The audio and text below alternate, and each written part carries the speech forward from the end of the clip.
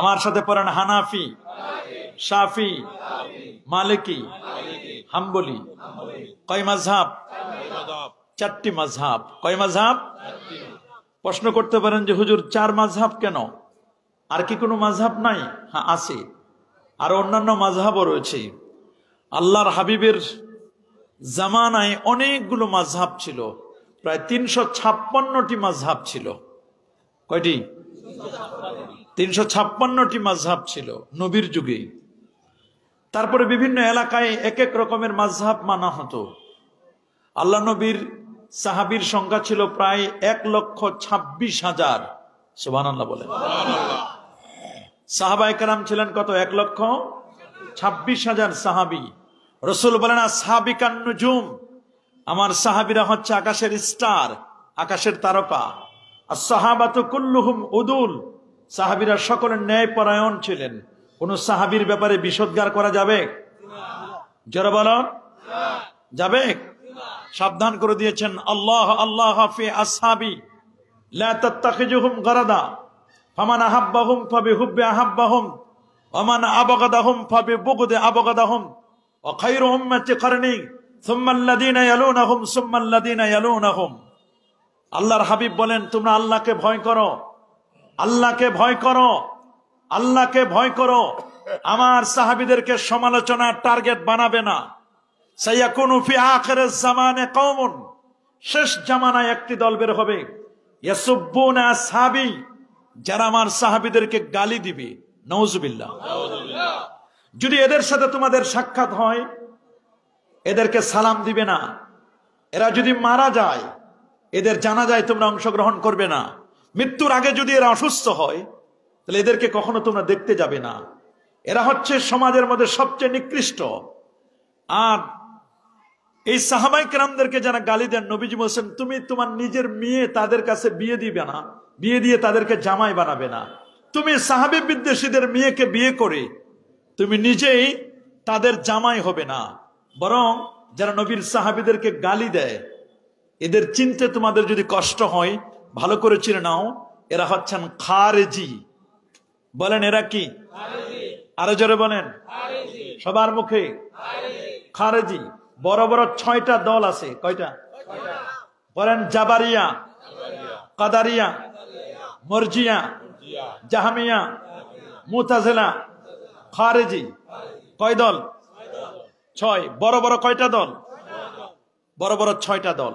আল্লাহ নবী একদিন আব্দুল্লাহ ইবনে মাসউদ রাদিয়াল্লাহু তাআলা, যিনি ছিলেন সমস্ত সাহাবীদের মধ্যে শ্রেষ্ঠ মুফতি, সুবহানাল্লাহ বলেন, শ্রেষ্ঠ মুফতি সাহাবী ছিলেন রাইসুল ফুকাহা আব্দুল্লাহ ইবনে মাসউদ। নবী একদিন তাকে বললেন আমার কাছে একটা লাঠি দাও। লাঠিটা নিলেন, আল্লাহ নবীর হাতে লাঠিটা দেওয়ার পরে খাত্তালানা রাসূলুল্লাহ সাল্লাল্লাহু আলাইহি ওয়াসাল্লাম খাত্তা মুস্তাকিমান আলাল আরদ, আল্লাহ নবী সোজা জমিনের উপরে একটি রেখা টেনে দিলেন। রেখাটা টেনে দিয়ে বললেন হাজা সাবিলুল্লাহ সাবিলুর রুশদে সিরাতুম মুস্তাকিম, এটা হলো সোজা পথ, এটার নাম হলো সিরাতে মুস্তাকিম, এই পথে তোমরা চলো। নবীজি পবিত্র কোরআনুল কারীমের সূরাতুল আনআমের 153 নম্বর আয়াতে কারিমা তেলাওয়াত করলেন। বললেন ওয়া আন্না হাদা সিরাতি মুস্তাকিমান ফাত্তাবিউ ওয়া লা তাত্তাবিউস সুবুলা ফাতাফাররাকা বিকুম আন সাবিলি যালিকুম আসসাকুম বিহি লাআল্লাকুম তাত্তাকুন। নবীজি সোজা রেখাটা টেনে দিয়ে বলেন এটার নাম সোজা পথ, এই পথে তোমরা চলবে। ডানে 3টা, বামে 3টা, 6টা আঁকা বাঁকা বক্র রেখা টেনে দিলেন। বলেন এই যে বাতিল পথগুলো প্রত্যেকটার সাথে এই 6টা হলো মূল দল। 6টা কি? মূল দল। এই 6টার সাথে আবার প্রত্যেকটার সাথে 12টা করে দল আছে। তাহলে একটাই 12টা করে হলে 6 12 কত হয়? আরো জোরে, সবার মুখে 72। নবীজি এই হাদিসটির ব্যাখ্যা, যে হাদিসটা আগে বলছি, এটা মুসনাদে আহমদের 4444 নম্বর হাদিস।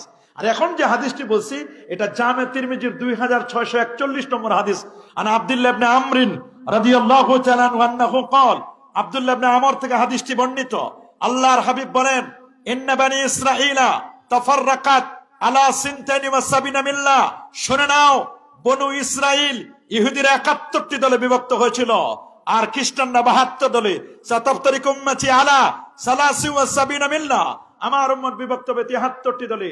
কুল্লুহুম ফিন্নার ইল্লা মিল্লাতা ওয়াহিদা, 73টি দলের 72 দলের ঠিকানা জাহান্নাম, একটি মাত্র দলের ঠিকানা জান্নাত। সাহাবায়ে কেরাম প্রশ্ন করলো, ক্বালু ওয়া মা হিয়া ইয়া রাসূলুল্লাহ, কোন দলটি জান্নাতি?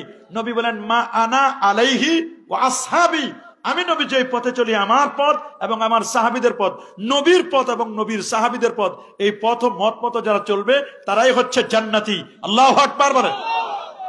নবীর পথ মানে সুন্নাহর পথ, ওয়াল জামাআ, আহলুস সুন্নাহ ওয়াল জামাআ, জামাআ মানে জামাআতুম মিনাস সাহাবা, সাহাবায়ে কেরামের জামাত, সাহাবায়ে কেরামের দল, এটা হলো হক দল। আল্লাহু আকবার। যদি দেখেন পৃথিবীর মধ্যে কোন দল নবীর সাহাবীদেরকে গালি দেয়, নবীর সাহাবীদের বিষোদ্গার করে, যদি দেখেন কোন দল নবীর সাহাবীদের ব্যাপারে বাজে মন্তব্য করে যে তারা মেয়ার নয়, সত্যের মাপকাঠি নয়, নবীর সাহাবীদেরকে যদি মানতে পারে না, বুঝবেন বাতিল চেনার জন্য কিছুই লাগবে না, এটাই সবচেয়ে বড় আলামত, সিম্পটম। যদি কোন দল নবীর সাহাবীদেরকে গালি দেয়, বুঝবেন এখানে ভেজাল আছে, এই দল সঠিক দল নয়। আমরা খারেজিদেরকে সাপোর্ট করি না, কারণ হলো খারেজিদের একটা বৈশিষ্ট্য হলো, খারেজিরা আমার নবীর সাহাবীদেরকে পছন্দ করে না।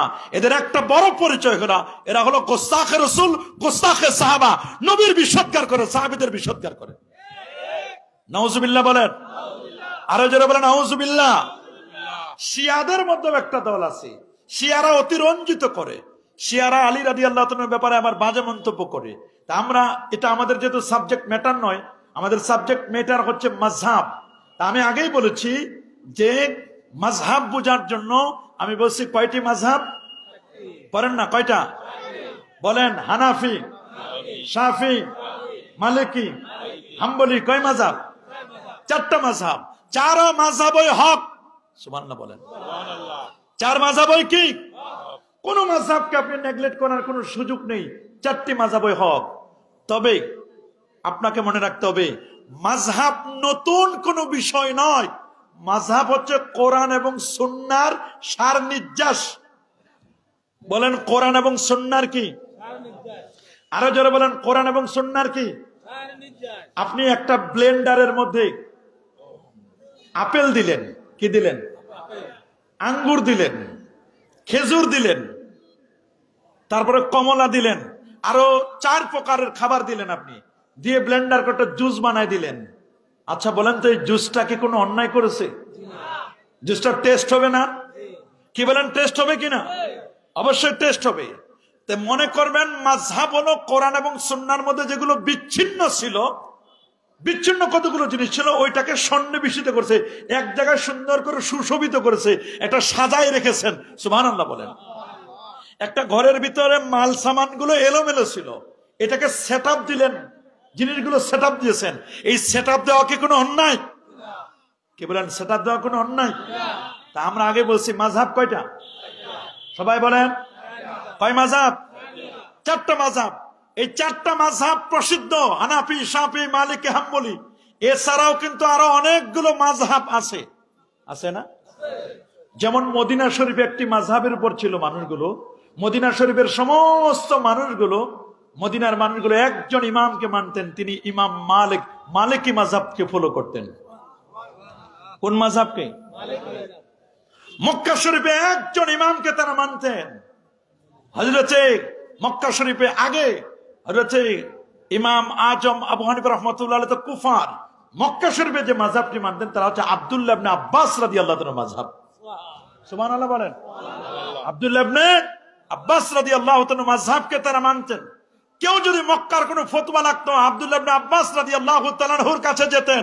সুবহানাল্লাহ বলেন। সেই সময় কুফার সাহাবায়ে কেরামদের মধ্যে মাযহাব ছিল, কুফায় সবাই একজনকে মানতেন, তিনি হচ্ছেন রাইসুল ফুকাহা আব্দুল্লাহ ইবনে মাসউদ রাদিয়াল্লাহু তাআলা আনহু। আল্লাহু আকবার বলেন। মিশরে সবাই মানতেন হযরত আবু হুরায়রা রাদিয়াল্লাহু তাআলার মাযহাব। কার? আবু হুরায়রা রাদিয়াল্লাহু তাআলা। নবীর সাহাবায়ে কেরামদেরকে এক একজনকে এক এক জায়গায় নবীজি সাহাবায়ে কেরামদেরকে পাঠিয়ে দিয়েছিলেন। ইয়ামানে একটি মাযহাব মানা হতো, সেটা হচ্ছে মুআয ইবনে জাবাল রাদিয়াল্লাহু তাআলা আনহুর মাযহাব। তাহলে মাযহাব কি নতুন বিষয় না সাহাবায়ে কেরামের যুগেও ছিল? কি বলেন, মাযহাব সাহাবায়ে কেরামের যুগে ছিল না? কি ছিল না? কুফার যত মানুষ, সমস্ত মানুষগুলো কুফা নগরীর মানুষগুলো একটা মাযহাব মানতেন, আব্দুল্লাহ ইবনে মাসউদের মাযহাব। সুবহানাল্লাহ বলে। মদিনা শরীফের মানুষগুলো মানত হযরত ইমাম মালিক রাহমাতুল্লাহ আলাইহির মাযহাব। আল্লাহু আকবার। সেখানে ইমাম মালিক রাহমাতুল্লাহ আলাইহিকে তারা মাযহাব হিসেবে মানতেন। আর ইমাম মালিকের উস্তাদ ছিল আব্দুল্লাহ ইবনে ওমর। সুবহানাল্লাহ বলে। আল্লাহু আকবার বলেন। এইরকম প্রত্যেকটা জায়গায় কিন্তু এরকম মাযহাবের অনুসারী তারা কিন্তু প্রত্যেক ইমামগণ প্রত্যেকে তার আগের ঊর্ধ্বতন যারা ছিলেন তারা প্রত্যেকে সাহাবী ছিলেন। সুবহানাল্লাহ বলেন। আল্লাহর নবীর আমরা যে বলি আমাদের সমাজে মাযহাব নিয়ে গ্যাঞ্জাম হয় কেন? সমস্যাটা হলো এই যে আমরা বলি যে আমরা কোরআন মানবো, হাদিস মানবো, অন্য কিছু আমরা মানবো না, বলি কি না? তারা আমাদেরকে দলিলও দেয়। দলিল দেয় কি? যে রাসূলুল্লাহ বিদায় হজ্জের ভাষণে বলেছিলেন, আইয়ুহান নাস তারাকতু ফিকুম আমরাইন লান তাদিল্লু মা ইন তামাসসাকতুম বিহিমা কিতাবাল্লাহ ওয়া সুন্নাত রাসূলি। নবীজি বলে দিয়েছিলেন, শোনো হে মানব জাতি, আমি তোমাদের মাঝে দুটো জিনিস রেখে যাচ্ছি। এই দুটো জিনিসকে যতদিন পর্যন্ত তোমরা আঁকড়ে ধরবে ততদিন পর্যন্ত তোমরা গোমরাহ হবে না, পথভ্রষ্ট হবে না। যার একটা হলো আল্লাহর কোরআন, আরেকটা হলো আমি নবীর আদর্শ সুন্নাহ। সুবহানাল্লাহ। কোরআন মানবে, হাদিস মানবে। এই হাদিসকে কেন্দ্র করে আমার দেশের একদল ভাই বলেন আমরা কোরআন মানি, হাদিস মানি, অন্য কিছু মানি না। কথাটা কিন্তু খুব সুন্দর, কোরআন মানি, হাদিস মানি, অন্য কিছু। সুন্দর কথা, কোরআন মানবো, হাদিস মানবো। প্রশ্ন হচ্ছে কোরআন এবং হাদিস আপনি বুঝেন কি বুঝেন না? কোরআন হাদিস পড়তে পারেন কি পারেন না? এটা আমাদের জানার বিষয়। আপনারা এখানে যারা আছেন আপনারা কি সবাই কোরআন হাদিস পড়তে পারেন? পারেন? হয়তোবা কেউ পড়তে পারেন, আপনি জের জবর পেশ আছে আপনি পড়তে পারেন কোরআন মাজিদ, অথবা হাদিসও জের জবর পেশ দিলে আপনি পড়তে পারেন। কিন্তু আমরা যেগুলো ক্লাসে পড়াই, বুখারী, মুসলিম, তিরমিজি, আবু দাউদ, নাসাই, ওটা জের জবর পেশ নাই। এগুলো যদি বের করে দেওয়া হয় পারবেন পড়তে? আলেম ওলামা ছাড়া, বিজ্ঞ আলেম ছাড়া সাধারণ আলেমরাও তো এগুলো পড়তে পারবে না। পারবে নাকি? এটা তো হলো কেবলমাত্র পড়া। পড়ার পরে এটার অনুবাদ করা। কি করা? অনুবাদ করা। অনুবাদ বাংলায় ট্রান্সলেট করা। অনুবাদ করার পরে এটা বুঝা। বুঝার পরে এখান থেকে মাসআলা মাসাইল বের করা। আপনারা বলেন আপনারা কোরআন হাদিসে মাসলা মাসাইল বের করতে পারবেন? আমরাই তো পারি না। আমরা পারি? আমরাই তো পারি না। আমরাই যেখানে পারি না সেখানে সাধারণ মানুষের তো প্রশ্নই আসে না। আমরা কি আমাদের চেয়ে বড় বড় হাসছি যারা, তারাও তো এরকম পারে নাই। শাহ ওয়ালিউল্লাহ মুহাদ্দিস দেলভী রহমাতুল্লাহ আলাইহি 14 বছরে লেখাপড়া শেষ করেছেন তিনি। সুবহানাল্লাহ। আল্লাহু আকবার বলেন। এত বড় পণ্ডিত ছিলেন শাহ ওয়ালিউল্লাহ মুহাদ্দিস দেলভী রহমাতুল্লাহ আলাইহি। উনি একবার চিন্তা করলেন যে আমি মাযহাব মানবো না, নিজে কোরআন হাদিস থেকে মাসআলা মাসাইল বের করব। উনি 3 মাস পর্যন্ত চেষ্টা করে 20-25টা মাসলা মাসাইল বের করেছেন। পরে দেখলেন এর চেয়ে কোটি কোটি গুণে ভালো মাসআলা উনি যা বের করেছেন তার চেয়ে কোটি কোটি গুণে ভালো বের করে রেখে দিয়েছেন ইমাম আজম আবু হানিফা রাহমাতুল্লাহ। উনি বলেন আমার তো দরকার নাই নিজে গবেষণা করার, গবেষণা তো একজন করে রেখেছেন, আমি কষ্ট করে জুস বানাবো কেন? জুস বানাই দিছে, খালি কিনবো আর খাবো। আল্লাহু আকবার বলেন। আমরা মাযহাব মানি কেন?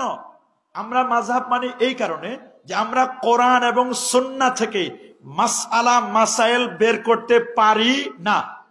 বলেন আমরা কোরআন সুন্নাহ থেকে মাসলা মাসাইল বের করতে পারি না। সোজা কথা, আমরা কোরআন হাদিস থেকে মাসআলা মাসাইল বের করতে পারি না, বিধায় আমরা কি করি? বলেন আমরা মাযহাব মানি কেন? কি কারণ? কোরআন সুন্নাহ থেকে মাসলা বের করতে বুঝতে হবে আপনার। খালি আসলেন গেলেন হই হই করলেন বাস লাফালাফি করলেন, এটার নাম ওয়াজ নয়। ওয়াজ বুঝে যান। আমরা মাযহাব মানি কেন? কোরআন সুন্নাহ থেকে মাসলা মাসাইল বের করতে পারি। আমি ড্রাইভার রাখছি কেন? আমি গাড়ি চালাইতে পারি না, পারলেও আমার সময় নেই। কথা বলে।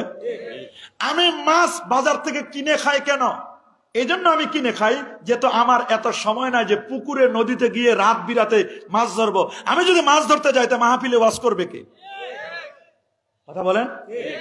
আমি সুন্দরবনে গিয়ে মধু কিনে, সুন্দরবনে গিয়ে আমি মধু কাটতে পারি না, মধুর চাক থেকে মধু ডাইরেক্ট বের করতে পারি না। কারণ কি? আমার সময় নাই। এই জন্য আমি মধু বাজার থেকে কিনে খাই। কথা বলেন। আমি কোরআন হাদিস থেকে মাসআলা মাসাইল বের করতে পারি না, এই জন্য আমি মাযহাব মানি।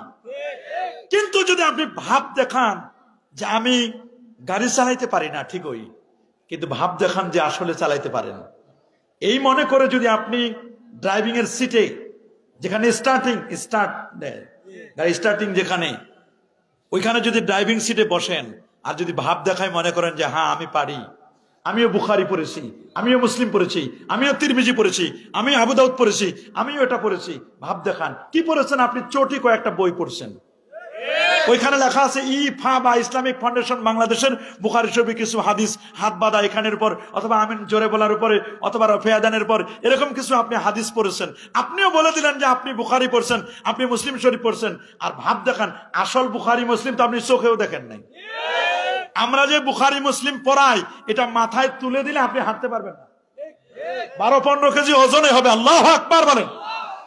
এই বুখারী মুসলিম সিয়াসতটা আপনার মাথায় তুলে দিলে আপনি হাঁটে নিতে পারবেন না। তো ছাত্ররা 2টা কিতাব নিয়ে আসতেই হাঁপায় যায়, ঘাম ছুটে যায়, 2 কিতাব আনতে ঘাম ছুটে যায়। আপনি 6 কিতাব যদি নেন, এক একটা 2 খন্ড করে 12টা খন্ড মাথায় একদম তুলে দিলে মাথা কমপক্ষে 3-4 হাত উপরে উঠবে। এতগুলো কিতাব, আমরা এই কিতাবগুলো বুখারী, মুসলিম, তিরমিজি, আবু দাউদ, নাসাই, ইবনে মাজাহ, যে এই কিতাবগুলো আপনি পড়ার কোনো খবর নাই, কিন্তু আপনিও ভাব দেখান যে আপনিও বুখারী পড়ছেন, মুসলিম পড়েছেন, ভাব দেখাই স্টার্টিং এ বসলেন, আপনি গাড়ির সিটে বসলেন, আপনি সবাইকে নিয়ে পিছনে বসালেন, বলেন যে আমি গাড়ি চালাইতে পারি, আসলে আপনি চালাইতে, আপনি এবার যেখানে ব্রেক আছে আর পিক আপ আছে, যেখানে পিক আপ ওইখানে ব্রেক, পিক আপে চাপ দিলেন, ব্রেকে চাপ দেন নাই, পিক আপে এমন চাপ দিচ্ছেন গাড়ি গেছে খালে, নিজেও শেষ, গাড়িও শেষ, ড্রাইভারও শেষ, যাত্রীও শেষ। কথা বলেন, যারা বলেন। এইরকম সমাজের মধ্যে এখন চলে কি চলে না? এখন বলতে পারেন যে হুজুর আপনারা মাসলা মাসাইল বের করতে পারেন। আরে বাবা, আমরা আর কি বের করব? ইমাম বুখারী তিনি নিজেও মাযহাবী ছিলেন না লামাযাবী? মাযহাব মানা যদি বেদাত হয়, বলেন মাযহাব মানা যদি বেদাত হয়, তাহলে ইমাম বুখারী সবচেয়ে বড় বেদাতি। কে বড় বেদাতি? ইমাম বুখারী। কারণ ইমাম বুখারী মাযহাব মানতেন। কেউ বলছেন ইমাম বুখারী হাম্বলি মাযহাব মানতেন। কোন মাযহাব? কেউ বলছেন যে না উনি হাম্বলি না, উনি শাফি মাযহাব মানতেন। তাও তো একটা মানতেন, হয় হাম্বলি না হয় কি? ইমাম তিরমিজিও মাযহাব মানতেন, ইমাম আবু দাউদ তায়ালিসি তিনিও মাযহাব মানতেন, ইমাম ইবনে মাজাহ আল কাজবিনী তিনি মাযহাব মানতেন। সুবহানাল্লাহ বলেন। তারা সবাই তো মাযহাব মানছেন। ইমাম মুসলিম তিনি ইমাম বুখারীর ছাত্র, তিনিও মাযহাব মানতেন। সিয়াসত তার সবাই মাযহাব মানে। হাফিজুদ দুনিয়া, পৃথিবীর শ্রেষ্ঠ আলেমদের একজন হচ্ছেন আল্লামা হাফেজ ইমাম ইবনু হাজার আসকালানী রাহমাতুল্লাহ আলাইহি, যিনি 852 হিজরির আলেম, এত বড় পণ্ডিত, যিনি ইবনু হাজার আসকালানী আর শাফি মাযহাবে, তিনিও শাফি মাযহাব মানতেন। শাইখুল ইসলাম ইবনে তাইমিয়া সাহেব, উনি মাযহাব মানতেন, উনি হাম্বলি মাযহাব, উনার বাবা মাযহাব মানতেন। আব্দুল ওয়াহাব নজদি, যাকে আমরা আব্দুল ওয়াহাব ওয়াহাবি বলি, এই আব্দুল ওয়াহাব নজদি তিনিও মাযহাব মানতেন। নাসিরউদ্দিন আলবানী, উনি ঘড়ির মেকার ছিলেন, উনার জীবনের মধ্যে আসে, উনার বাবা হানাফি মাযহাব মানতেন। মাযহাব মানে না কে? বাংলাদেশের খুব গুটি কয়েক মানুষ, কয়েকজন আছে যারা মাযহাবকে বিশ্বাস করে না। যারা বলে আমরা মাযহাব মানি না, তারা আরো বেশি মাযহাব মানে। হয়তোবা ইমাম আজম আবু হানিফাকে মানে না, ইমাম শাফিকে মানে না, ইমাম মালিককে মানে না, ইমাম আহমদ বিন হাম্বলকে মানে না। খোঁজ নিয়ে দেখেন কারে মানে। হয়তোবা ডাক্তার জাকির নায়েককে মানে, কথা বলে, অথবা শেখ নাসিরউদ্দিন আলবানী সাহেবকে মানে, না হয় শাইখুল ইসলাম ইবনে তাইমিয়া তাকে মানে, কাউরে না কাউরে মানে। কথা বলেন। অথবা আন্তর্জাতিক খ্যাতি সম্পন্ন কোন মুফাসসিরে কোরআনকে মানে। খোঁজ নিয়ে দেখেন কাউরে না কাউরে মানে। কিন্তু আমরা যাকে মানে তিনি ইমামুল আজম আবু হানিফা নোমান ইবনে সাবিত রাদিয়াল্লাহু তাআলা আনহু। আল্লাহু আকবার বলেন। আমরা যাকে মানে তিনি ইমাম আজম আবু হানিফা। ইমাম আজম আবু হানিফা তিনি সহিহ বুখারীর হাদিস, সহিহ বুখারীতে যেমন হাদিসটি রয়েছে, জামে তিরমিজিতে আছে কিতাবুত তাফসীর সূরাতুল জুমার মধ্যে হাদিসটি রয়েছে। আমার রাসূল বলেছেন লাউ কানাল ঈমান ওয়ালা সুরাইয়া, সুরাইয়া নক্ষত্র যদি ঈমান থাকে, ইলম থাকে, লানালাহু রাজুলুম মিন ফারস, পারস্যদ্ভূত সালমান ফারসির বংশে জন্মগ্রহণ করা একটি ছেলে আছে, এই ছেলেটি ওইখান থেকে ইলম ছিনিয়ে আনবে। কোথায়? সুরাইয়া নক্ষত্র। প্রশ্ন করতে পারেন হুজুর সুরাইয়া নক্ষত্রটা কোথায়? সুরাইয়া নক্ষত্র হলো, মনে রাখবেন, পৃথিবী থেকে 51,01,05,000 বর্গ কিলোমিটারের বিশাল পৃথিবী থেকে 9,30,00,000 মাইল দূরে হচ্ছে সূর্য, 15 কোটি কিলোমিটার দূরে। তার থেকে আরো বড় বেটলজিয়াস তারকা, বেটলজিয়াস তারকা থেকে 45 কোটি গুণ বড় একটা তারকা ওয়াইএক্স স্কুটি, তার চেয়ে আরো বড় Nova, supernova, Proxima সেন্ট্রাই, Andromeda Galaxy, তার চেয়ে আরো বড় ব্ল্যাক হোল, তার চেয়ে আরো বড় প্রথম আকাশ, দ্বিতীয়, তৃতীয়, চতুর্থ, পঞ্চম, ষষ্ঠ, সপ্তম আকাশের পর হলো সিদরাতুল মুনতাহা, তার পাশে হলো সুরাইয়া নক্ষত্র। আমার রাসূল বলেন সুরাইয়া নক্ষত্র যদি জ্ঞান থাকে, ইলম থাকে, ওইখান থেকে ছিনিয়ে এনে যিনি মানুষের মাঝে বিতরণ করবেন তিনি অন্য কেউ নয়, সালমান ফার্সির বংশে জন্মগ্রহণ করা ছেলেটি আল্লামা জালালউদ্দিন সিউতি 911 হিজরি আলেম, যিনি তাফসিরে জাল্লাল লিখেছেন, আল হাবিউল ফতওয়া লিখেছেন, যিনি 75 বার আমার নবীর জাগ্রত অবস্থায় দেখেছিলেন। সেই আল্লামা জালালউদ্দিন সিউতি আর শাফি, উনি শাফি মাযহাবের অনুসারী ছিলেন। তিনি তার তবাকাতুশ শাফিয়ার মধ্যে বলে দিয়েছেন, শুনে নাও। তিনি বলেন মিসদাকু হাযাল হাদিস, আল্লাহ নবীজি বলেন সালমান ফার্সির বংশে জন্মগ্রহণ করা ছেলেটি সুরাইয়া নক্ষত্রকে ইলম ছিনিয়ে এনে মানুষের মাঝে বিতরণ করবেন। তিনি বলেন এই হাদিসের মিসদাক, হাদিসটি প্রযোজ্য হবে ইমামুন আল আজম আবু হানিফা নুমান ইবনে সাবিত রাদিয়াল্লাহু তাআলা আনহুর উপর। আল্লাহু আকবার। আমরা বলি নাই শাফি মাযহাবের পণ্ডিত তিনি বলে দিয়েছেন, উনি শাফি মাযহাবের হয়েও হাদিসের ব্যাখ্যায় তিনি বলেন যে হাদিসের মিসদাক হবে ইমামুল আজম আবু হানিফা, যিনি 8 জন সাহাবীর সাক্ষাৎ পেয়েছিলেন, 100 বার আমার আল্লাহকে স্বপ্নে দেখেছিলেন, যিনি রমজান কারিমে 61 খতম কোরআন মাজিদ তেলাওয়াত করতেন, আমার নবী রওজা মুবারাকা, যিনি 55 বার নবীজি রওজা মুবারাকা জিয়ারত করেছিলেন, 80 হিজরিতে জন্ম, 150 হিজরিতে তার ইন্তেকাল, 300 তাবি থেকে যিনি জ্ঞান লাভ করেছিলেন, যিনি কোরআন এবং সুন্নাহ থেকে 12,70,971টি মাসআলা বের করেছেন, এত বড় পণ্ডিত আবু হানিফা বুদ ইমামে বাসাফা আসরাজে উম্মতানে মুস্তাফা সাহেব বজবু ইউসুফ কাজী সুদা আজ মুহাম্মদ জুলমে নানরা জি সুদা, এত বড় পণ্ডিত যিনি 2 রাকাত নামাজে 1 খতম কোরআন মাজিদ তেলাওয়াত করত, 90,000 যার ছাত্র, 6,500 যার ওস্তাদ ছিল, এমন একজন ব্যক্তি ইমাম আজম আবু হানিফাকে আমরা মানি। আমরা জাকির নায়ককে মানি না, নাসিরউদ্দিন আলবানী সাহেবকে মানি না, শাইখুল ইসলাম ইবনে তাইমিয়াকে মানি না, আমরা মানি ইমাম আজম আবু হানিফাকে। এই জন্য মনে রাখবেন, মাযহাব মানা খারাপ কাজ নয়, মাযহাব মানা এটা কখনো কখনো আবশ্যক হয়ে যায়। সুবহানাল্লাহ বলেন, আল্লাহু আকবার বলেন। কারণ অনেক বিষয় আছে যেটা আপনি মাযহাব ছাড়া চলতে পারবেন না। শরীয়তের 100 মাসআলার 88% মাসআলা কোরআন এবং সুন্নাত, আর 12% মাসআলা, এটা মনে রাখবেন 12% মাসআলা হলো গবেষণামূলক মাসআলা। কি মূলক? আরো জোরে বলেন কি মূলক? তার মাযহাব মানে চলার পথ। বলেন মাযহাব মানে কি? আমরা ডাক্তার দেখাই কিনা? বলেন প্রেসক্রিপশন নেই কিনা? প্রেসক্রিপশন নেই না? কেন প্রেসক্রিপশন নেওয়ার দরকার কি? আমার তো ফার্মেসি আছে, ফার্মেসিতে ঔষধ আছে, খালি কিনবো আর খাবো আর মরবো। কি বলেন, ডাক্তার লাগবে না? নাই কি লাগবে কিনা? হ্যাঁ, যে কোনো ডাক্তার আপনি পরামর্শ নেবেন। মনে রাখবেন কোরআন এবং সুন্নাহ হচ্ছে ফার্মেসির ঔষধগুলোর মতো, আর মাযহাবগুলো হলেন ওই ঔষধটা কেমনে আপনি খাবেন, কোরআন এবং সুন্নাহকে কেমনে আপনি পড়বেন, কেমনে আপনি বুঝবেন, এটা ডাক্তার পরামর্শদাতা হলেন মাযহাবের ইমামগণ। আল্লাহু আকবার বলেন। একদিকে হানাফি, একদিকে শাফি, একদিকে ইমাম মালিক, একদিকে ইমাম আহমদ বিন হাম্বল, 4 মাযহাবই হক। আল্লাহু আকবার বলেন। আমরা মাযহাবিদের হানাফি, শাফি, মালিক, হাম্বলি এদের ব্যক্তিগত কোনো মতকে মানে না, তাদের সংকলিত কোরআন এবং সুন্নাহ থেকে যে মাসআলা মাসাইল বের করেছেন আমরা সেটা মানি। সুবহানাল্লাহ বলেন। তাহলে কথা ফাইনাল, 4টা মাযহাবই হক। 4 মাযহাবই কি? আরো জোরে, 4 মাযহাবই কি? মানতে হবে কয়টা? একটা। 4টা না, মানতে হবে যে কোনো 4টার যে কোনো। আপনি বলবেন হুজুর না আমি 4টা মানবো, এই জায়গার একটুকুন, এই জায়গায় একটুকুন, এই জায়গার একটুকু, এই জায়গার এতটুকু। ওই লোকটা কি মনে রাখবেন, এক রোগী যদি 4 ডাক্তারের ওষুধ খায় মরবে না? এক রোগী কি 4 ডাক্তারের ওষুধ খাওয়া যাবে? কি একসাথে 4 জন ডাক্তারের ওষুধ খেলে রোগী কি বাঁচবে? আমার তো মনে হয় না এই রোগী বাঁচবে। বাঁচবে না? কথা বলেন বাঁচবে? মনে রাখবেন আমরা 4টা মাযহাবের যে কোনো একটা মাযহাবকে মানি। মনে করেন এইখানে আপনি আসবেন, ইচ্ছা করলে সামনে রাস্তা দিয়ে আসতে পারেন, ইচ্ছে করলে এই পাশ দিয়েও আসতে পারেন, এই পাশ দিয়েও আসতে পারেন, যদি জায়গা থাকে পিছন দিকটা আসতে পারেন। 4টা আপনার পথ। টার্গেট হলো আপনার মাহফিলে আসা। টার্গেট কি? আপনি যদি একসাথে 4 রাস্তা দিয়ে রওনা করেন আসা হবে? আমি মনে করেন এই বদ্ধভূমি মাহফিলে আসবো, 50তম মাহফিলে আসবো, আমি প্লেনের টিকিট কাটলাম। কোন জায়গার? কথার কথা, কিসের? প্লেনের টিকিট কাটলাম। আমি টিকিট নিলাম, হেলিকপ্টার ভাড়া করলাম, কয়টা অপশন গেল? 3 নম্বর অপশন গেল। আমি বাসেরও টিকিট কাটলাম, 3টা। 4 নম্বর আমি অপশন নিলাম যে না আমি হেঁটে আসবো, 4টা। এই 4টার যে কোনো একটা অপশন আমাকে চুজ করতে হবে।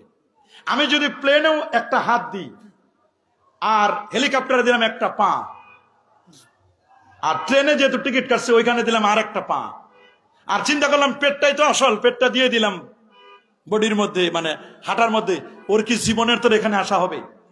4টা অপশনের যে কোনো একটা অপশন আপনাকে চুজ করতে হবে। আমরা বলি 4 মাযহাবে হক, 4টার যে কোনো একটা মাযহাব আপনাকে মানতে হবে। একসাথে 4টা মাযহাব কখনো মানা যাবে? এখন প্রশ্ন হলো 4টা মাযহাব মানা যাবে না, কিভাবে হলো 4টা মাযহাব? এবং 4টা দলিল, শরীয়তের দলিল কয়টা? বলেন কয়টা? বলেন। কোরআনুল কারীম, সুন্নাহ, ইজমা, কিয়াস। শরীয়তের দলিল কয়টা? আরো জোরে বলেন। কোরআন, সুন্নাহ, ইজমা, কিয়াস। কোরআন, সুন্নাহ, ইজমা, কিয়াস। মূল দলিল 2টা। মূল কয়টা? কোরআন এবং সুন্নাহ হচ্ছে মূল দলিল। আল্লাহু আকবার বলেন। আল্লাহ নবী মুআয ইবনে জাবাল রাদিয়াল্লাহু তাআলা, রাসূলুল্লাহর বিখ্যাত সাহাবী, যিনি ছিলেন আ'লামু বিল হালাল ওয়াল হারাম, হালাল হারাম সংক্রান্ত এক্সপার্ট সাহাবী ছিলেন মুআয ইবনে জাবাল। সহিহ বুখারী হাদিস, বাসা রাসূলুল্লাহ সাল্লাল্লাহু আলাইহি ওয়াসাল্লাম মুআযান ইলাল ইয়ামান। আল্লাহ নবী মুআয ইবনে জাবাল রাদিয়াল্লাহু তাআলাকে ইয়ামানে পাঠালেন। কোথায়? ইয়ামানে যখন পাঠাচ্ছেন, নবীজি মুআযকে বলেন, ইয়া মুআয কাইফা তাকজি ইয়া মুআয। মুআয, তুমি যে ইয়ামানে যাচ্ছ, কিভাবে বিচার কার্য ফয়সালা করবে, কিভাবে ফতোয়া ফারায়েজ দিবে? মানুষ তো অনেক রকমের প্রশ্ন করবে তোমাকে, তুমি কিভাবে সমাধান করবে? ওরা তো মুআয ইবনে জাবাল বলেন, হুজুর আকুদি কিতাবিল্লাহ, আমি আল্লাহর কোরআন থেকে ফয়সালা করব। আল্লাহু আকবার। রাসূল বলেন, ফাইল্লাম তাজিদ ফি কিতাবিল্লাহ, যদি আল্লাহর কোরআনে তুমি না পাও, আছে কোরআনে, কোরআনে, কিন্তু যদি তুমি না পাও, এইখানে আপনার বন্ধু আছে, আপনি খুঁজে পাচ্ছেন না, এর অর্থ কি নাই? না আছে। পুকুরে মাছ আছে, আমার জালে ধরে নাই, এর মানে কি আমি বলবো যে পুকুরে মাছ নাই? কোরআন এবং সুন্নাহয় দলিল আছে, হয়তোবা আমরা পাই নাই। কথা বলেন। মাযহাবের দলিল কোরআনে আছে, মাযহাবের দলিল হাদিসে আছে, স্পষ্ট অথবা অস্পষ্ট। হয়তোবা আপনি পান নাই, কারণ আমার কোরআনে এমন কোনো কিছু বাদ দেওয়া হয় নাই যেটার আলোচনা আমার আল্লাহ করে নাই। আল্লাহ বলেন, ওয়া নাযালনা আলাইকাল কিতাবা তিবয়ানান লিকুল্লি শাই হুদা ওয়া রাহমা ওয়া বুশরা লিল মুসলিমিন। আবার বলেন, মা ফাররাতনা ফিল কিতাবি মিন শাই, কোরআনের সবকিছু ডিটেইলস বর্ণনা আমি আল্লাহ করে দিয়েছি। যদি প্রশ্ন করে, হুজুর আপনি তো বলেন কোরআনের সব আছে, বলেন দেখি আজকে আলুর কেজি কত কোরআনের কথায় আছে? পাঙ্গাস মাছের কেজি কত কোরআনের কথায় আছে? বলেন দেখি কোরআনে আজকের এই যে মাহফিলটা কথাই হচ্ছে, কোরআনের কোন জায়গা আছে? আজকের এই বদ্ধভূমি মাহফিলের কথা কোরআনের কথায় আছে? আপনি যদি জিজ্ঞেস করেন, তা আমি বলবো যে ভাই এই সব কোরআনে আছে।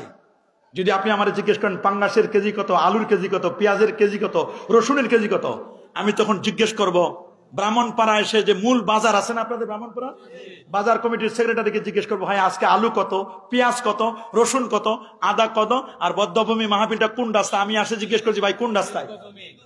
দীর্ঘভূমি না? আচ্ছা দীর্ঘভূমি, দীর্ঘভূমি মাহফিলটা কোন জায়গায়? তা আমি তখন জিজ্ঞেস করব, জিজ্ঞেস করে আমি জেনে নিব। এটাই আমার কোরআনে আল্লাহ তাআলা বলে দিয়েছেন, ফাসআলু আহলা যিকরি ইন কুনতুম লা তা'লামুন, যদি কোনো বিষয় না জানো, অজানা বিষয়গুলো তোমরা জেনে নিবে। আল্লাহু আকবার। আমার কোরআন কিন্তু সেই কথাটা দিয়েছেন, আমার কোরআন কিন্তু সেই বক্তব্যটাই দিয়েছেন। এই জন্য আমাকে বুঝতে হবে। আল্লাহ নবী বলেন, শোনো কোরআনে তো সব আছে, যদি তুমি কোরআনে না পাও, বলছে হুজুর কোরআনে না পাইলে ভাবে সুন্নাতে রাসূলুল্লাহ, আল্লাহ নবীর সুন্নাহ, হুজুর আপনার আদর্শ দিয়ে আমি কিন্তু বিচার কার্য ফয়সালা করব। এখানে কিন্তু হাদিস বলেন নাই, বলছেন সুন্নাহ। কি বলছেন? আরো জোরে বলেন, কি বলছেন?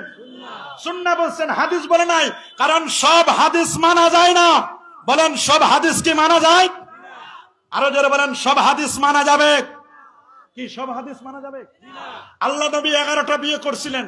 আপনি যদি মনে করেন রাসূলুল্লাহর এই হাদিসটা আমি মানবো, 11টা বিয়ে করব, আপনার জন্য জায়েজ হবে? হবে? এই হাদিস মানা যাবে? নবীজি জীবনে একবার দাঁড়াইয়া পেশাব করেছিলেন। এটা ওযুরের কারণে উম্মতকে শিক্ষা দেওয়ার জন্য। আপনি কি দাঁড়ায় পেশাব করতে পারবেন? পারবেন। জীবনে একবার যদি কোনো ওযুর থাকে সেটা ভিন্ন কথা। আল্লাহু আকবার বলেন। নবীজি সোমবার জন্ম নিয়েছেন, আপনি কি সোমবারে? কেউ সবাই জন্ম নিয়েছে সোমবারে? তাহলে হাদিস অনুযায়ী তো আপনার আমার জন্মটাও ঠিক হবে না। কথা বলেন। নবীজি এক রাতে পৃথিবীর এই বাইতুল নবীজি এক রাতে আল মসজিদুল হারাম থেকে নিয়ে বাইতুল মুকাদ্দাস পেরিয়ে আরশে আজিম পর্যন্ত পৌঁছেছেন। নবীজি এক রাতে আল্লাহর আরশ পর্যন্ত গেলেন।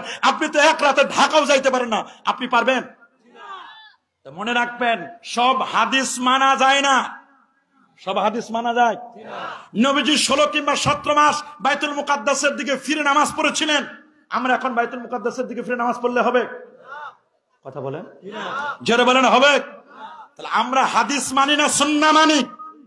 নবীর সুন্নাহ মানি। নবীজি জিজ্ঞেস করলেন, যদি তুমি কোরআনে না পাও তাহলে সুন্নাহ, যদি সুন্নায় না পাও? সাহাবী বললেন, হুজুর ফাআজতাহিদু, আমি গবেষণা করব, ইজতিহাদ করব, আমি গবেষণা করে উত্তর দিব। আল্লাহু আকবার। আমি কি করব? গবেষণা করে গবেষণা করব, ইজতিহাদ করব, গবেষণা করব কোরআন এবং সুন্নাহ থেকে। কোরআন সুন্নাহ থেকে গবেষণা করার পরে যেই মাসালাটা আমি বের করব, এটা যদি সবাই মেনে নেয় তখন এটার নাম হবে ইজমা, আর যদি সবাই মেনে না নেয় তখন এটার নাম হবে কিয়াস। এটাকে বলা হয় দলিলুল হাসার। আমি দলিল দিব আকলি, নকলি দলিল অথবা আকলি। নকলি যদি দলিল দিই উপর থেকে, হয় কোরআন এবং সুন্নাহ, কোরআন এবং সুন্নাহ, কোরআন এবং সুন্নাহ নকলি, আর একটা হচ্ছে আপনার নকলিটা হতে পারে ওহি, একটা হচ্ছে গায়রুল ওয়াহি, ওহি দিয়ে অথবা ওহি সারা। সুবহানাল্লাহ। ওহিয়ে গায়রে মাতলু, ওহিয়ে মাতলু দিয়ে যদি দলিল দিই এটা হবে কোরআন, ওহিয়ে গায়রে মাতলু দিয়ে দলিল দিই তাহলে এটার নাম হবে সুন্নাহ। আর যদি গবেষণা থেকে দলিল দিই, আমার গবেষণাটা যদি সবাই মেনে নেয় এটার নাম হবে ইজমাউল উম্মাহ। আর যদি সবাই মেনে না নেয় তখন এটার নাম হবে কিয়াস, গবেষণা। আল্লাহু আকবার। এই 4 দলিলের বাইরে কোনো দলিল আছে নাকি? জোরে বলেন, আছে নাকি? মূল দলিল 2টা, 2 এর সাথে আরো 2টা, এই মোট 4টা দলিল। আল্লাহু আকবার বলেন। মূল দলিল হচ্ছে কোরআন এবং সুন্নাহ। বলবেন যে হুজুর, আচ্ছা কোরআন সুন্নাহ ছাড়া কি আমরা দলিল দিতে পারবো না?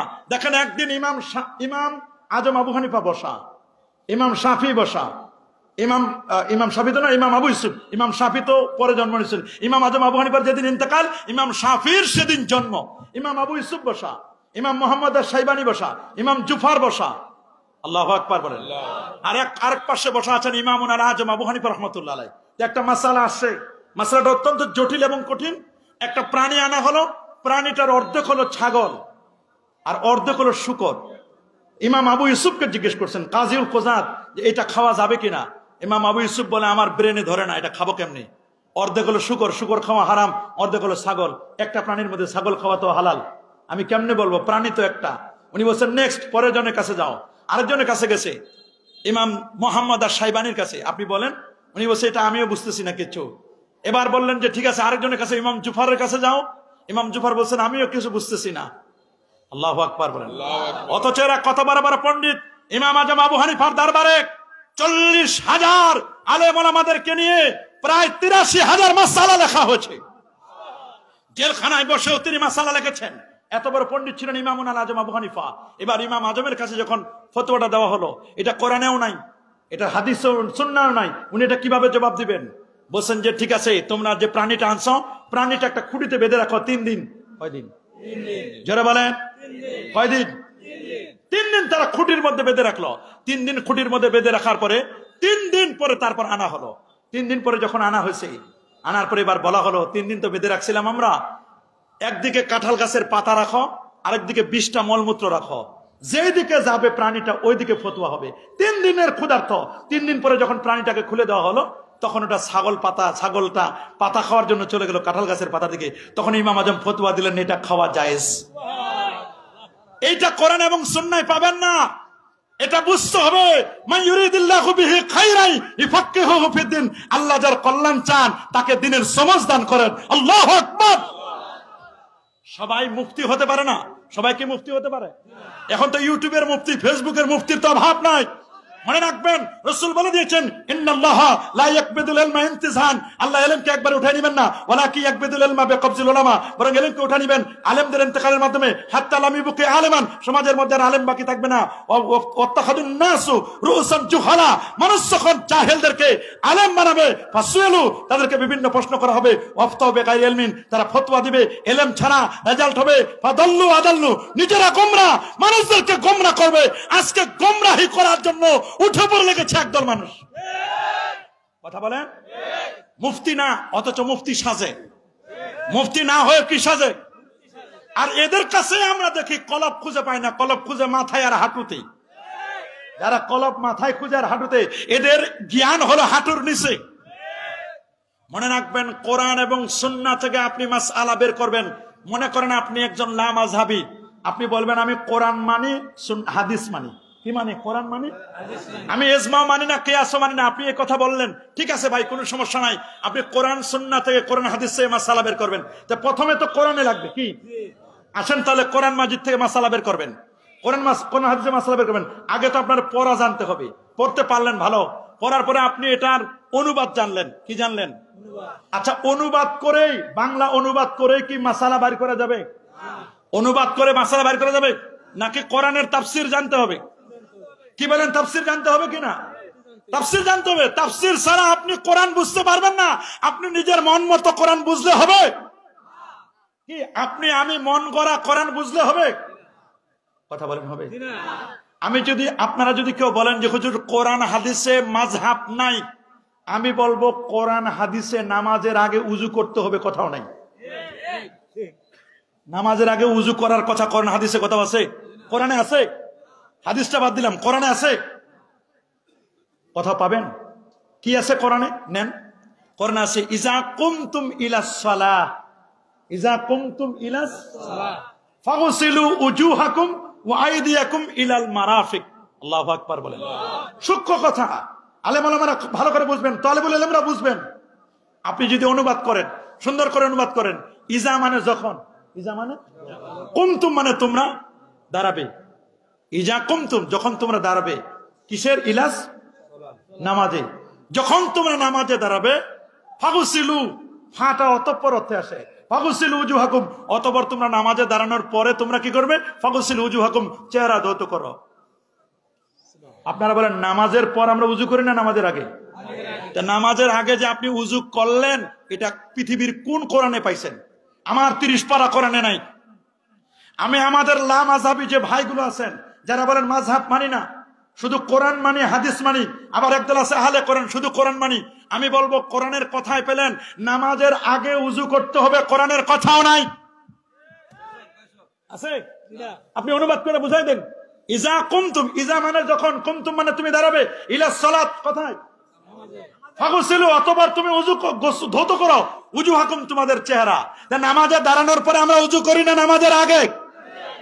তাহলে এটার কি করতে হবে? বুঝতে হবে, যাইতে হবে কার কাছে? কোরআন বুঝার জন্য যাইতে হবে কার কাছে? হায় হায়, মুফাসসিরের কাছে। বলেন কার কাছে? মুফাসসির কি রাজনৈতিক মুফাসসির? দলের মুফাসসিরের কাছে। যে সকল মুফাসসির, যাদের মুফাসসির গুলো মুতাবার গ্রহণযোগ্য মুফাসসির, ইমাম আল্লামা আলুসি রহমাতুল্লাহ, তাফসীর আলুসি, শিহাবুদ্দিন মাহমুদ আলুসি রহমাতুল্লাহ, তাফসীর রুহুল মানি, তানবীরুল মিকিয়াস ফি তাফসীর ইবনে আব্বাস, এখানে আব্দুল্লাহ ইবনে আব্বাস রাদিয়াল্লাহু তাআলার বক্তব্যগুলো কোট করা হয়েছে। সুবহানাল্লাহ বলেন। তাফসীরে আবি সাউদ, তাফসীরে রুহুল বায়ান, এই তাফসীরে জালালাইন আপনারা দেখতে হবে, তাফসীরে দুররে মানসুর আপনাকে পড়তে হবে। এই রকম প্রায় 100-এর উপর তাফসীর আছে, বড় বড় মুফাসসিররা, এবং আল্লাহ নবী যেটা তাফসীর করেছেন, সাহাবায়ে কেরাম কি তাফসীর করেছেন, তাফসীরে তাবারি শরীফ, তাফসীরে ইবনে কাসির, এগুলো হলো তাফসীর বিল মাসুর, যেটা হাদিস দ্বারা তাফসীর করা আছে। আপনাকে যেতে হবে নবীর কাছে, সাহাবীর কাছে, তাবির কাছে, তাবে তাবিনদের কাছে, যদি আপনি কোরআন বুঝতে যান। না হলে তো আপনি নামাজের আগে উযু লাগবে না। এরা কি করেছেন? আপনি এখন এই আয়াতে তাফসীর দেখেন, তাফসীরের মধ্যে লিখছেন ইজা কুমতুম ইলাস সালাহ, এর অর্থ হলো ইজা আরাতুমুল কিয়াম ইলাস সালাহ, তুমি যখন নামাজে দাঁড়ানোর ইচ্ছে পোষণ করো। কোরআনে কিন্তু কথাও নাই নামাজে দাঁড়ানোর ইচ্ছে পোষণ করো, ইচ্ছে পোষণ করা কোরআনে নাই। এটা বলেছেন মুফাসসিরগণ। ইজা আরাতুমুল কিয়াম, যখন তুমি দাঁড়ানোর ইচ্ছা পোষণ করো, ইলাস সালাত, নামাজে দাঁড়ানোর যখন ইচ্ছে পোষণ করো, ফাগসিলু, যদি তুমি নামাজে দাঁড়াইতে চাও তাহলে তুমি আগে উযু করো। এই তাফসীর আমরা পেলাম কার কাছ থেকে? মুফাসসিরদের কারণে। মুফাসসিররা কি নিজের তরফ থেকে বলেন? হয় সাহাবী, না হয় তাবি, না হয় তাবে তাবিন, না হয় তাবুত তাবিন, এরপরে যারা আছেন তাদের থেকে তাফসীর করেছেন। কিন্তু আপনি যদি অনুবাদ করে যদি বুঝেন, অনুবাদ করে বুঝলে জীবনে কোরআন বোঝা হবে না। কি বলেন, হবে? কথা বলেন, হবে? এক। 2 নম্বর আরেকটা দলিল দিয়ে আপনাদেরকে অনুবাদে বোঝা যাবে না। আল্লাহ বলেন কোরআন কারিমে সূরাতুল মাইদার মধ্যে, সূরাতুন নিসার মধ্যে আছে, হুররিমাত আলাইকুম উম্মাহাতুকুম, হুররিমাত তোমাদের উপর হারাম করা হয়েছে, উম্মাহাতুকুম তোমাদের মাদেরকে, তোমাদের মা সমূহকে মাদেরকে হারাম করা হয়েছে। মা কি একজন না অনেকজন? কিন্তু আল্লাহ বলছেন উম্মাহাতুকুম, অনেক মা। আল্লাহু আকবার বলেন। ওইটা তো পরের কথা। আল্লাহ বলছেন হুররিমাত আলাইকুম, তোমাদের উপর হারাম করেছে। হুররিমাত হারামের দুইটা অর্থ, হারাম মানে নিষিদ্ধ, আবার হারাম মানে সম্মানিত। তা আমি এখানে কোন অর্থ নিব? আমরা বলি হেরেম শরীফ মানে সম্মানিত জায়গা, এখানে কোনো অন্যায় করা যাবে না। আবার এটা কাজ করা হারাম, হারাম মানে নিষিদ্ধ। এখন আমি মানবো কোনটা? হারাম মানে কি নিষিদ্ধ মানবো, নাকি হারাম মানে আমি কিভাবে মানবো? হারাম মানে নিষিদ্ধ, আবার হারাম মানে সম্মানিত। হারাম মানে নিষিদ্ধ, আবার হারাম মানে কি? আল্লাহ বলছেন হুররিমাত আলাইকুম উম্মাহাতুকুম, তোমাদের উপর তোমাদের মাদেরকে নিষেধ করা হয়েছে। নিষেধ করা কি? কথা বলা নিষেধ, তার সাথে দেখা করা নিষেধ, খাওয়া নিষেধ, তার সাথে বসা নিষেধ, মায়ের সাথে শোয়া নিষেধ, মায়ের সাথে চলাফেরা নিষেধ। এখানে কি ব্যাখ্যা আছে? ব্যাখ্যা বুঝতে গেলে আপনি বাংলা অনুবাদে বুঝবেন। এটা যদি আপনি বুঝতে যান তাহলে যাইতে হবে কার কাছে? মুফাসসিরের কাছে। বলেন না কার কাছে? আপনি যে বলেন আমি কোরআন থেকে মাসালা বের করব, আপনি তো কোরআন থেকে মাসালা বের করতে পারবেন না যতক্ষণ না কোরআনের মাসালা হয় নবী, না হয় সাহাবী, না হয় তাবি, না হয় তাবে তাবিন, হয় হানাফি, শাফি, মালিকি, হাম্বলি, কেউ না কেউ করতে হবে। আপনি নিজের মন মতো তাফসীর বুঝলে হবে? তাহলে তাফসীরটা হবে কি? হুররিমাত নিকাহু উম্মাহাতিকুম, তোমাদের মাদেরকে বিবাহ করা হারাম করেছেন। উঠা বসা হারাম নয়, মায়ের সাথে খাওয়া হারাম নয়, মার সাথে দেখা হারাম নয়, মায়ের সাথে উঠা বসা করা হারাম নয়, মাকে বিবাহ করা হারাম। আল্লাহু আকবার বলেন। তাহলে অনুবাদ দিয়ে সব বুঝা, কথা বলে না, অনুবাদ দিয়ে সব বুঝা। তিন, আরেকটা দলিল দিচ্ছি দেখেন, আপনি বুঝলে অবাক হয়ে যাবেন। আল্লাহ কোরআনে বলেন ফানকিহু মা তাবা লাকুম মিনান নিসায়ে মাসনা ওয়া সুলাসা ওয়া রুবা। আল্লাহ বলেন ফানকিহু, তোমরা বিয়ে করো। কি করো? বিবাহ করো। ফানকিহু মা তাবা লাকুম, যা তোমাদের পছন্দ হয়, যেটা তোমাদেরকে ভালো মনে করো।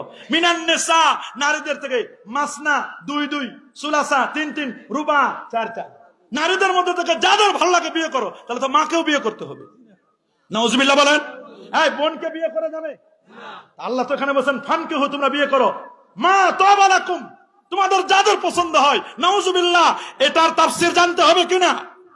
এই পৃথিবীতে গোমরাহ হয়েছে তারা যারা কোরআন অনুবাদ করে করে নিজে বুঝেছে, হাদিস অনুবাদ করে করে নিজে বুঝেছে, এরাই গোমরাহ হয়েছে। এই জন্য কোরআন হাদিস নিজে বুঝলে হবে না। যারা কোরআন হাদিস নিজে বুঝে তাদের বুঝ সঠিক নয়। কোরআন সুন্নাহ বুঝার জন্য ওস্তাদ লাগবে।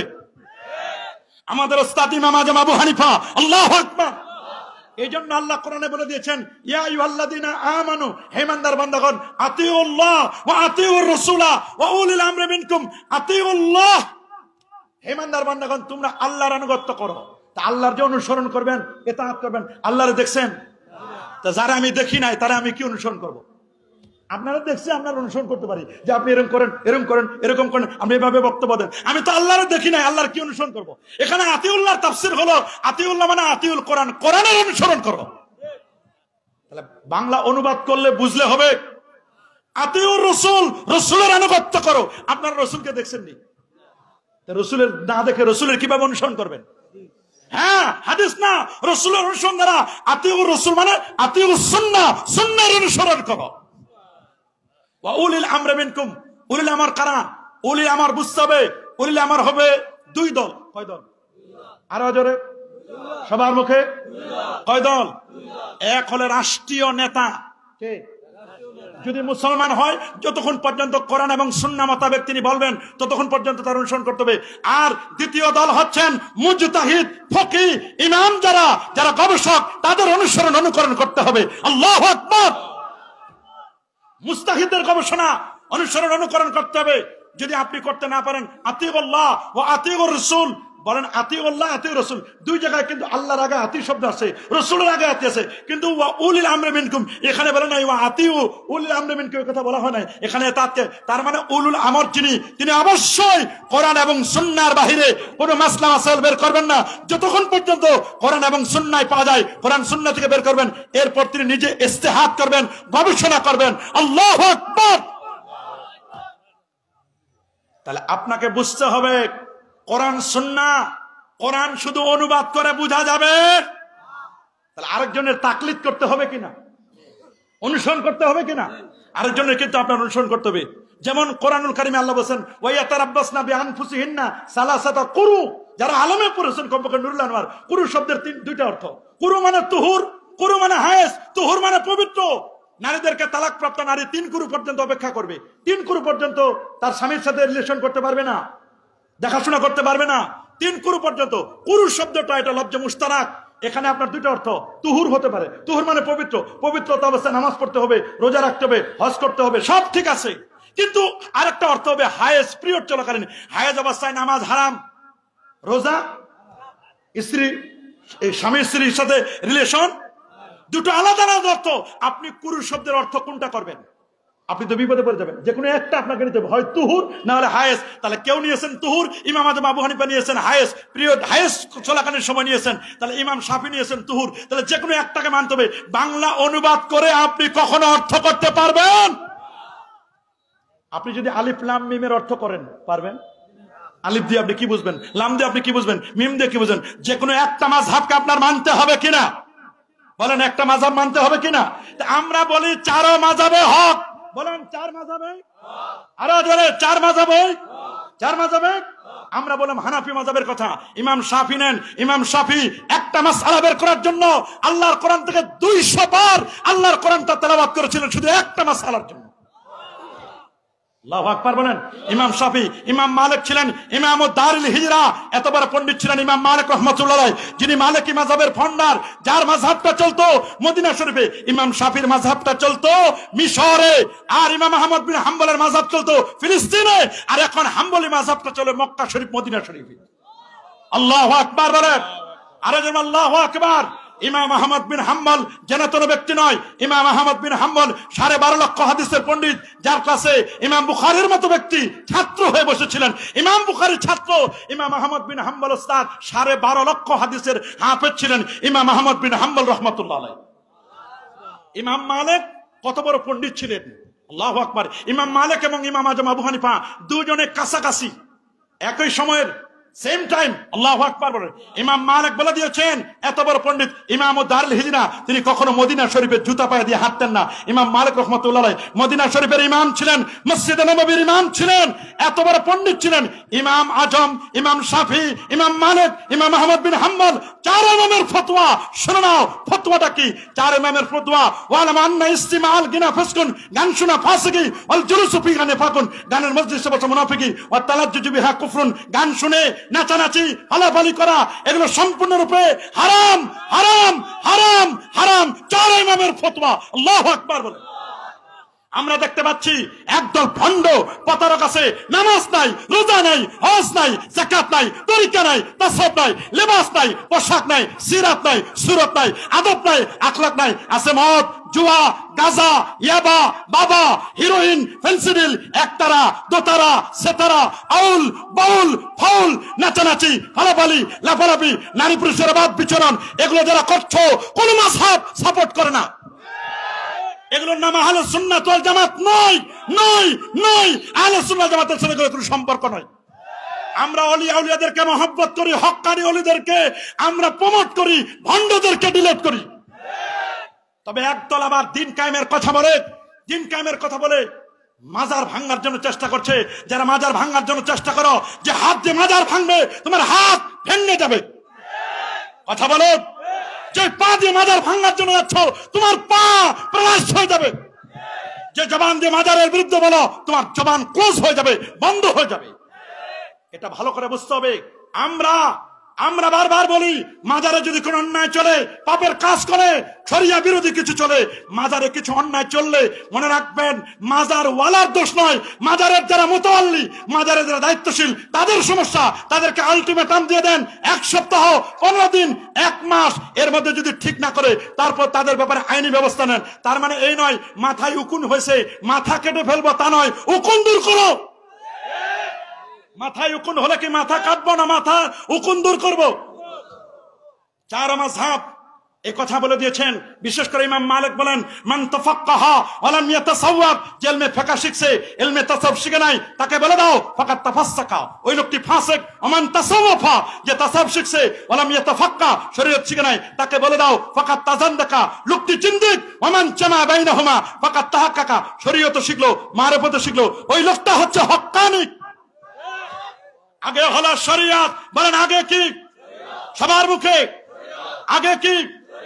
দেন হচ্ছে মারিফত। শরীয়ত ছাড়া কোনো মারিফত। শরীয়ত হলো দুধ, মারিফত হলো মাখন, সর, ঘি, মাখন। দুধ ছাড়া কি কখনো সর হয়? মাখন হয়? শরীয়ত ছাড়া কোনো মারিফত নাই। আমরা শরীয়ত মানি, আমরা মারিফত মানি। এই দেশ হক্কানি ওলিয়া উলিয়ার বাংলাদেশ। এটা শাহজালালের বাংলাদেশ, এটা শাহপুরানের বাংলাদেশ, এটা শাহ মাকদুমের বাংলাদেশ, এটা খান জাহানের বাংলাদেশ। শাহনাসার শাহ সালেম এই আবাদ করছেন ফুরফুরা, সারসিনা সহ, সোনাকান্দা, দলগোদা, দরবার শরীফ সহ হক্কানি ওলিয়া উলিয়ারা এই দেশকে আবাদ করেছেন। আলেম ওলামারা খেদমত করে যাচ্ছেন, ঠিক কিনা? এই জন্য হক্কানি ওলিয়া উলিয়া পীর বুজুর্গদেরকে এই জমিন থেকে উঠায় দেওয়ার কোনো সুযোগ নাই। চার মাযহাবের চার ইমাম তারা পীরপন্থী ছিলেন। মাযহাবিরা কি ছিলেন? ইমাম আজমের দুইজন পীর ছিল, ইমাম জাফর সাদেক আর ইমাম বাকর রহমতুল্লাহ আলাইহি। ইমাম মালিকেরও পীর ছিল, সুবহানাল্লাহ বলেন। ইমাম আহমদ বিন হাম্বলের পীর ছিল আবু হামজা বাগদাদি, সুবহানাল্লাহ সুবহানাল্লাহ। ইমাম শাফিরও পীর ছিল। এজন্য আপনাকে বুঝতে হবে আমরা মাযহাব মানব কিনা। হানাফি মাযহাব মতে, শুনে নাও, হানাফি মাযহাব মতে আমরা হাত তুলবো কোন পর্যন্ত? কানের লতি। কোন পর্যন্ত? সবাই বলেন কোন পর্যন্ত? কানের লতি পর্যন্ত। হ্যাঁ, আমি বলছি, আপনারা খেয়াল করে শুনবেন। এই পর্যন্ত হাদিস আছে, কাঁধ পর্যন্ত হাদিস আসছে, আবার বুক পর্যন্ত আছে। কোন পর্যন্ত? বুক, কাঁধ, কানের লতি। কয়টা হলো? জোরে বলেন, আরো জোরে। একটা হলো বুক, কাঁধ, আরটা কি? তিনটা হাদিস আসছে। আপনি তিনটা হাদিস মানবেন কয়টা? এমন একটা মানতে হবে যাতে করে আরেকটা বাদ না যায়। কি বলেন? এমন একটা মানতে হবে যাতে করে আরেকটা বাদ।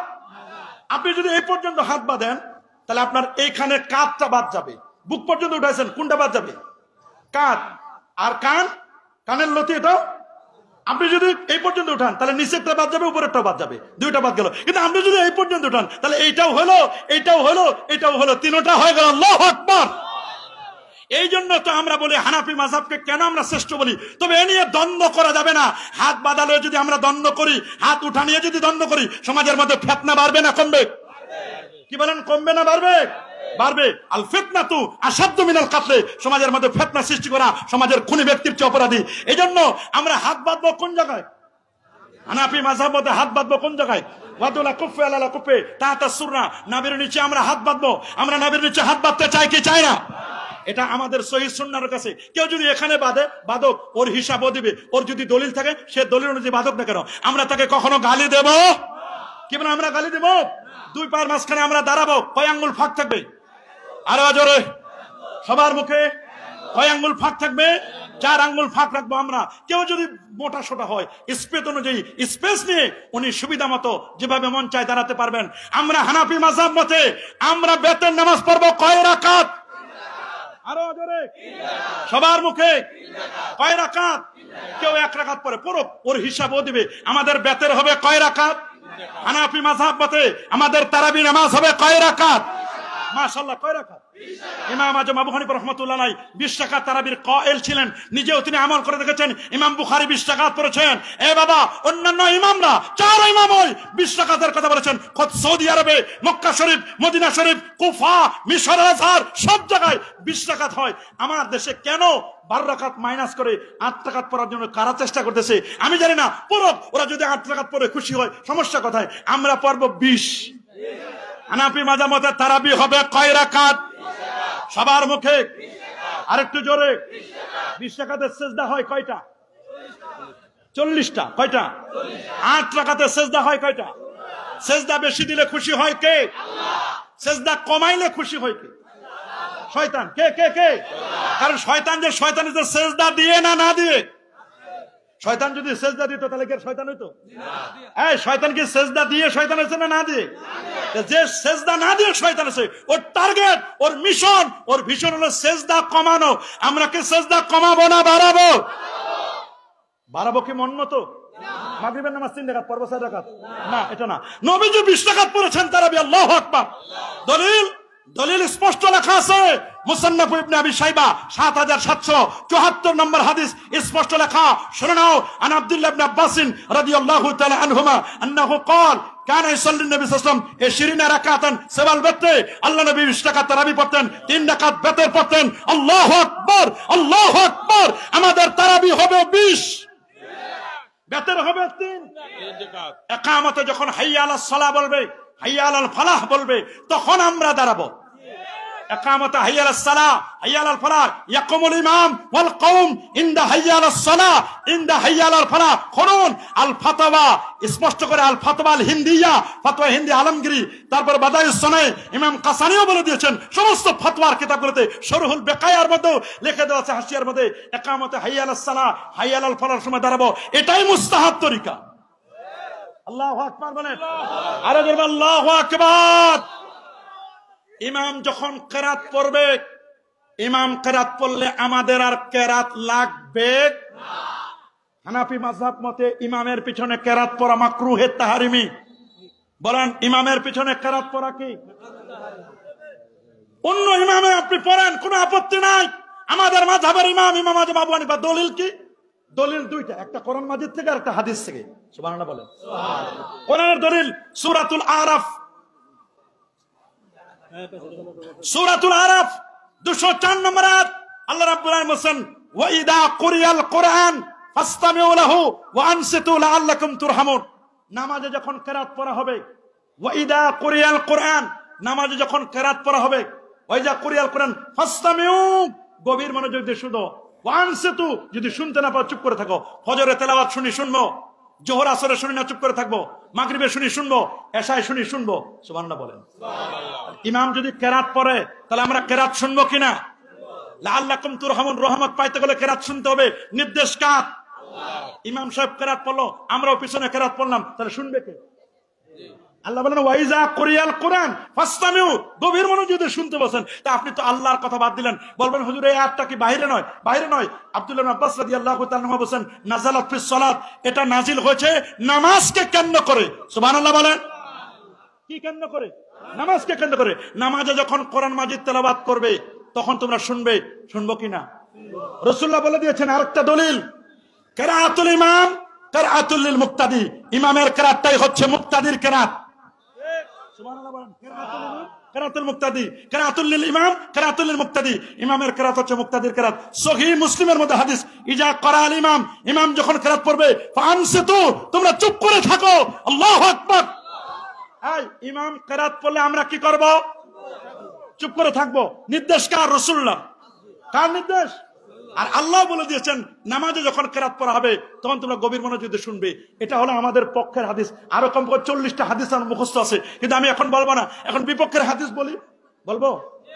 বিপক্ষ হলে আমার ভাইরা কি বলেন জানেন? কয় লা সালাতা ইল্লা বিফাতিহাতিল কিতাব, সূরা ফাতিহা ছাড়া কোনো নামাজ নাই। আমরাও বলি সূরা ফাতিহা ছাড়া নামাজ নাই।